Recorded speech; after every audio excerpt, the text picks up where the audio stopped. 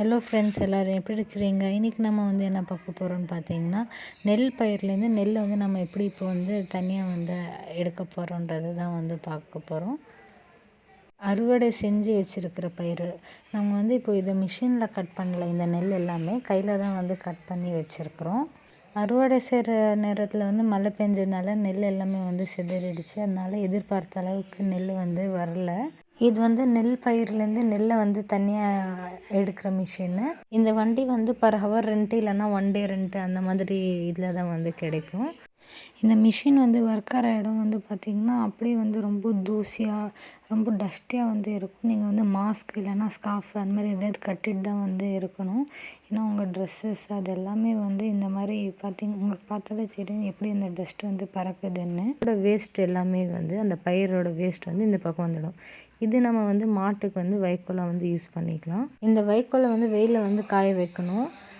ஏன்னா இது ஈரமாக இருக்கும். அப்போ தான் மாட்டு கொஞ்சம் காஞ்ச பில்லு மாதிரி தான் சாப்பிடும். மிஷினில் ஒரு பக்கம் நெல் பயிர் போட அது நெல்லை தனியாக பிரிச்சுட்டு இந்த பக்கம் வர அந்த வைக்கோல் அந்த பயிர் நம்ம எடுத்து விட்டுட்டே இருக்கணும். இல்லைன்னா அதே இடத்துல சேர்ந்து ஒரு இடையாக நின்றுடும். அது எடுத்து விட்டுட்டே இருக்கணும் அப்பப்போ. நெல் பயிர் தனியாக எடுக்கிற மிஷின் ஒவ்வொரு மிஷின் ஒவ்வொரு மாதிரி இருக்கும். இது ஒரு மாதிரியான மிஷின். இது ஒரு வகையான மிஷின்.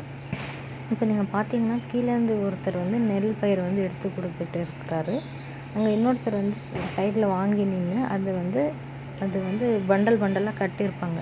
அது வெட்டி அது கரெக்டாக அந்த மிஷினில் போகிற மாதிரி இன்னொருத்தர் எடுத்து விடுவார்.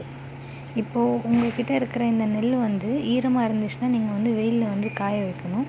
அப்படி ஈரமாக இல்லைன்னு நீங்கள் நினச்சிங்கன்னா உங்களுக்கு எப்போ தேவையோ அப்போது நீங்கள் ரைஸ் மில்லில் எடுத்துகிட்டு போய் நெல் தனியாக அரிசி தனியாக செஞ்சு எடுத்துக்கலாம்.